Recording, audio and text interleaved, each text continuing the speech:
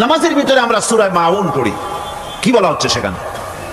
আরাআইতাল্লাযী ইউকাযযিবু বিদ্দীন ফাযালিকাল্লাযী ইয়াদুল ইয়াতীম ওয়া লা ইয়াহুদ্দু আলা তুআমিল মিসকিন।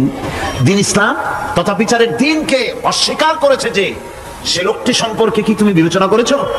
সে কোন লোকটি?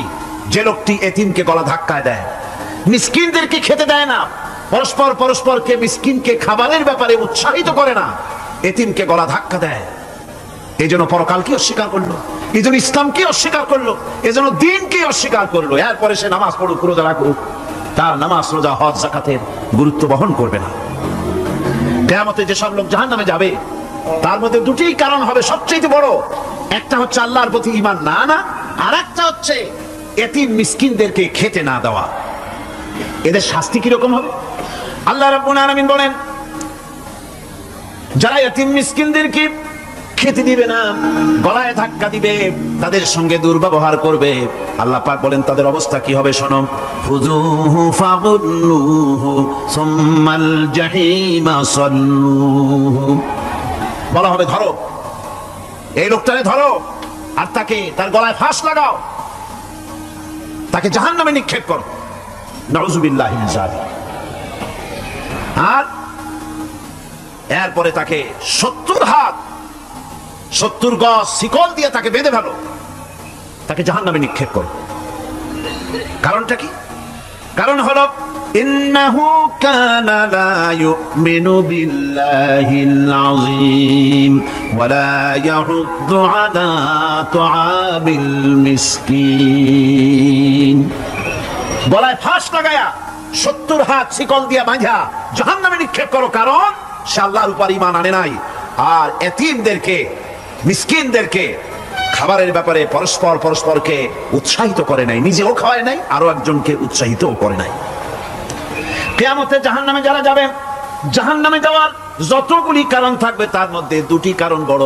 বলেন কয়টা কারণ বড়? আল্লাহ পাক বলতেছেন জাহান্নামীদেরকে প্রশ্ন করা হবে, ইয়াতাসাআলুনা আনিল মুজরিমিন মা সালাকাকুম ফি সাকার। জাহান্নামীদেরকে প্রশ্ন করা হবে, জাহান্নামে আসছো কেন, কি অপরাধ করে আসছো? ক্বালু লাম নাকু মিনাল মুসাল্লিন ওয়া লাম নাকু নুতঈমুল মিসকিন। তারা বলবে যে আমরা নামাজ পড়তাম না আর মিসকিনদেরকে খেতে দিতাম না। কত বড় মারাত্মক অপরাধ লক্ষ্য করুন! নামাজ না পড়া আর মিসকিনদের খেতে না দেওয়া। জাহান্নামে যাওয়ার যত কারণ, তার মধ্যে শ্রেষ্ঠ দুটি কারণ হচ্ছে এই, যারা নামাজ পড়বে না, এতিম মিসকিনদেরকে খেতে দিবে না, এবং পরস্পরকে এতিম মিসকিনকে খেতে দেওয়ার ব্যাপারে উৎসাহিত করবে না। কিয়ামতে তারা জাহান্নামে যাবে। কোথায় যাবে? খোদ রাসূল কারীম সাল্লাল্লাহু আলাইহি ওয়াসাল্লামকে লক্ষ্য করে আল্লাহ রাব্বুল আলামিন বলেন, নবীজি আপনি এতিমদের সঙ্গে সদ্ব্যবহার করবেন, এতিমদের ব্যাপারে আপনি দায়িত্ব পালন করবেন। কারণ হলো আপনিও তো একসময় এতিম ছিলেন, এতিমের ব্যাপারে দায়িত্ব পালন করবেন। কোরআনে কারীমে রব্বুল আলামিন বলেন, আলাম ইয়াজিদকা ইয়াতীমান ফাওয়া। ও নবী, আমি কি আপনাকে এতিম অবস্থায় পাই নাই? আর তারপরে আমি কি আপনাকে আশ্রয় প্রদান করিনি? আপনাকে আমি এতিম অবস্থায় পেয়েছি, এরপরে আপনাকে আশ্রয় দিচ্ছি। রাসূল তো এতিমদের সরদার। পৃথিবীর কোন এতিম যেন বলতে না পারে নবীজি আমার ব্যাপারে কি বলবেন, আমি তো এতিম মানুষ, আর তিনি আমার ব্যাপারে কিভাবে আমার দরদ বুঝবেন। নবীজিকে আল্লাহ পাক কেমন এতিম বানালেন, সমস্ত দুনিয়ার এতিমদের সরদার বানালেন। মায়ের পেটে যখন তিনি ছিলেন, 6 মাসের সময় মায়ের পেটে থাকাকালীন বাপের এতিম হয়ে গেলেন। যখন প্রসব বেদনা শুরু হয়েছে মায়ের, দুনিয়ায় যখন তিনি আসবেন, হযরতে আমেনা ঘরের ভিতরে বসে তার অবস্থাটা কি? এই সন্তান পৃথিবীতে আসতে পারে, যিনি সবচাইতে বেশি খুশি হবেন তিনি তো আজ দুনিয়ায় নাই। মনের ভিতরে কত কষ্ট। আল্লাহ রাব্বুল আলামিন তার হাবিবকে দুনিয়া আনলেন। রাসূলের দাদা ঘরের সামনে তাঁবুর সামনে দাঁড়ায়া তায়েফ থেকে আগত সাদিয়া গোত্রের লোকদেরকে বলতেছেন, এই ঘরের ভিতরে একটা এতিম বাচ্চা আছে, বেশি টাকা কড়ি দেওয়া যাবে না, যদি দয়া হয় নিয়ে যাও। গরিব মানুষ, এতিম মানুষ দেখে শুনে কেউ আর নিতে চায় না। সবশেষে এলেন ভাগ্যবতী মেয়ে, ভাগ্যবতী মহিলা হযরতে হালিমাতুস সাদিয়া। তিনি এসেছেন, কোনো ছেলে পেলে পায় নাই, সকলের শেষে তিনি এসেছেন। আব্দুল মুত্তালিব বলছেন, এই ঘরের মধ্যে একটা এতিম বাচ্চা আছে, দয়া হলে নিয়ে যেতে পারো। তিনি স্বামীর সঙ্গে পরামর্শ করলেন, এরপরে বললেন, যদি দেখতে অন্তত ভালো হয়, মন যদি ভালো লাগে নিয়ে যাব, একেবারে খালি হাতে ফিরে যাওয়ার চাইতে তো ভালো। হযরতে হালিমা বলেন, আমি ঘরের মধ্যে প্রবেশ করলাম, মা আমিনার কোল থেকে শিশু মুহাম্মদ সাল্লাল্লাহু আলাইহি ওয়াসাল্লামকে যখন আমি কোলে নিলাম, আমি হুজুরের চেহারার দিকে নজর করে দেখলাম, আমার কাছে মনে হলো যেন পূর্ণিমার চাঁদটা আমার কোলে ধরা দিয়েছে।